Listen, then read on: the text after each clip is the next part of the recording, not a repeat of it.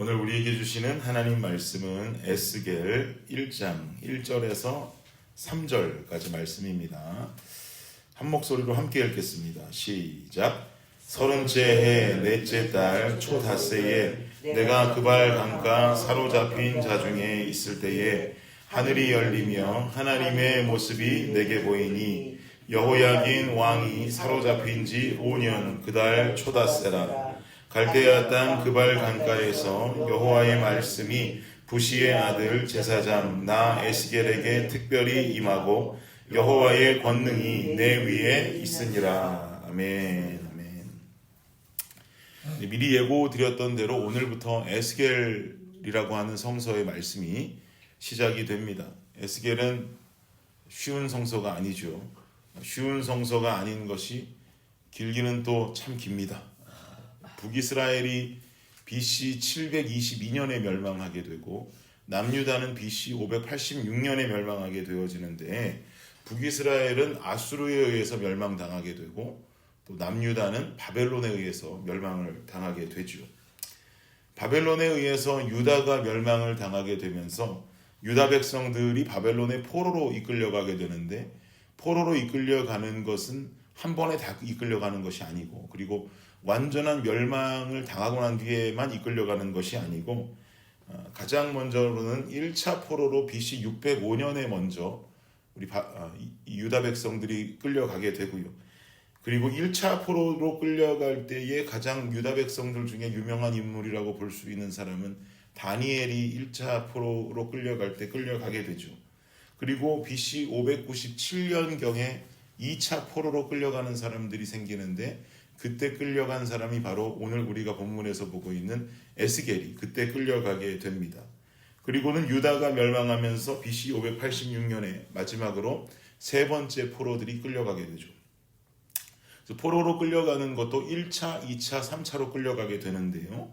재미난 것은 여러분들께서도 아시는 바와 같이 포로로 끌려갔다가 페르시아 고레스 왕 때부터 시작되는 포로 귀환이 진행되어질 때도 세 차례에 나뉘어서 끌려갔던 포로들이 귀환할 때도 세 차례에 나뉘어서 똑같이 귀환하게 됩니다. 1차는 스룹바벨이 이끌고 유다 백성들이 포로 귀환을 하게 되고 2차는 에스라가 이끌고 귀환하게 되고 3차는 느헤미야가 이끌고 이스라엘 백성들을 이끌고 귀환하게 되면서 1차 때는 성전을 다시금 완공하기를 원하고 2차 때는 말씀을 다시 재건해 나가기를 원하고 3차 때는 성벽을 다시 재건해 나가기 원하는 이스라엘 백성들의 모습을 여러분 잘 기억하실 것입니다. 에스겔이 포로로 바벨론에 끌려온 2차 포로 상태 중에 일어난 일들이 에스겔서에 기록이 되어져 있는데 이 내용이 어렵다고 제가 말씀드리는 이유는 바로 아까 읽었던 1절 말씀에 그 이유가 있습니다. 1절 말씀 한번 우리 다시 한번 볼까요? 시작. 서른째 해 넷째 달 초닷새에 내가 그발 강가 사로잡힌 자 중에 있을 때에 하늘이 열리며 하나님의 모습이 내게 보이니. 어려운 이유는 뭔가? 하늘이 열리며 하나님의 모습이 내게 보이기 시작했다. 그야말로 에스겔이라고 하는 성서는 에스겔이 본 하나님께서 주신 그 환상을 토대로 쓰여진 책이기 때문입니다. 그러니 그 해석과 관찰이 쉬울 리가 없는 것이죠. 그럼 한번 당시를 살아가고 있을 이 에스겔의 마음과 유다 백성들의 심정을 좀 우리가 함께 상상해 보면서 헤아려 보기를 원하는데요. 아직 예루살렘 성전은 파괴되기 이전이지만 지금 에스겔은 그야말로 나라를 빼앗겨 버릴 것이다 라고 하는 침통함에 빠져 있습니다.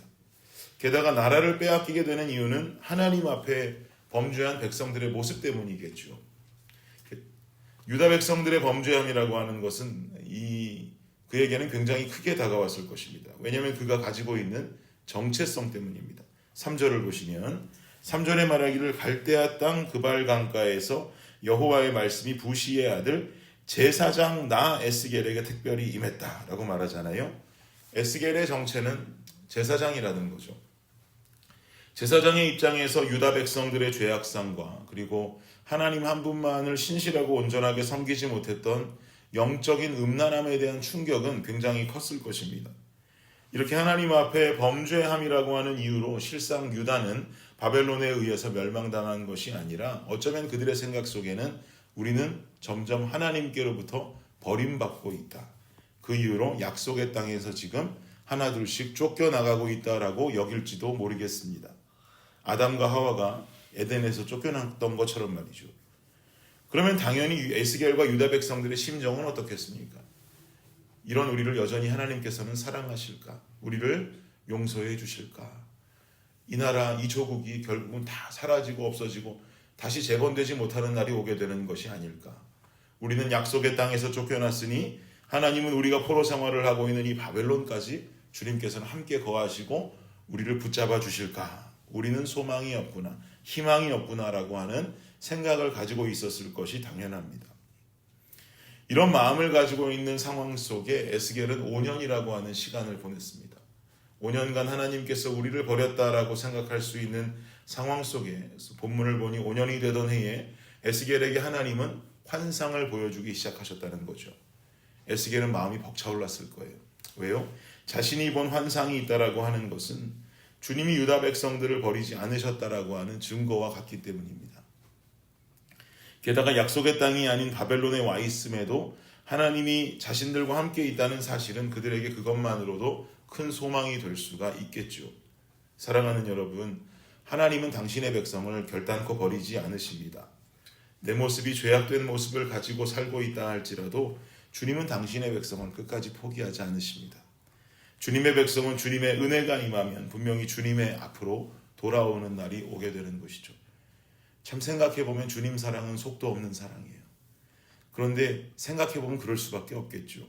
말로만 우리 아버지라고 말씀하시면서 우리를 향한 사랑은 이리 재고 저리 재는 사랑의 모습을 보여주셨다면 어떻게 우리가 이 사랑을 아버지의 사랑으로 인정하고 주님 사랑을 신뢰하며 살아갈 수가 있겠습니까? 그러나 육적인 아비가 자녀를 사랑하는 모습 그대로 속도 없는 사랑의 모습으로 자신을 배신하고 영적 음란함에 빠져버린 그 백성들에게까지 찾아가서 주님은 놀라운 환상을 보여주시는 것입니다. 우리 인간들은 이런 사랑을 이용해서는 안 됩니다. 우리도 동일한 사람들이죠. 우리가 무엇이 잘한 것이 있다고, 우리가 주님 앞에 사랑받을 만한 행동 무엇 한 것 있다고, 하나님께서는 독생자 아들을 이 땅에 보내주셨고 우리를 위해서 십자가 위에 죽게 하셨습니다. 우리는 아무 공로 없지만 나의 나된 것은 오로지 주님 은혜 말고는 해석할 수 있는 방도가 없는 것이에요. 그러니 우리 또한 아비가 아비의 모습을 보였다면 우리가 그의 자녀라면 자녀는 자녀된 모습을 보여야 할 줄 믿습니다. 저희 집 5 아이들에게 저는 참 부족한 아빠이지만 그 아이들이 하는 말 속에서는 늘 못하는 게 없는 슈퍼맨 같은 아빠예요. 어느 집 아빠들이나 마찬가지겠죠. 우리 아이들도 제가 뭘 해도 최고라고, 아빠가 제일 잘한다고 말해줍니다. 자녀의 자녀됨은 내 아빠를 가장 최고의 아빠로 여기는 자녀가 진짜 자녀된 모습을 갖추고 있는 자녀가 아닐까요? 여러분 삶에 하나님 아버지가 우리 아빠 최고입니다 라고 최고로 고백받으시기를 간절히 원합니다. 하나님보다 더 귀한 것을 두지 아니하고 더 사랑하는 것을 만들지 않으며 그분만이 내 삶의 주인이고 나의 주권자 되심을 우리는 삶으로 고백드리는 것이죠. 이것이야말로 아비의 아비됨에 자녀의 자녀됨으로 사랑을 표현하는 모습이 되는 것입니다. 오늘도 죄 많은 우리들, 연약하고 보잘것없는 우리들의 새벽에 기도함 속에 주님은 오늘도 성실하게 이 아침에 우리에게 찾아와 주실 것입니다. 오늘 기도하시면서 아버지 당신이 내 삶의 최고입니다.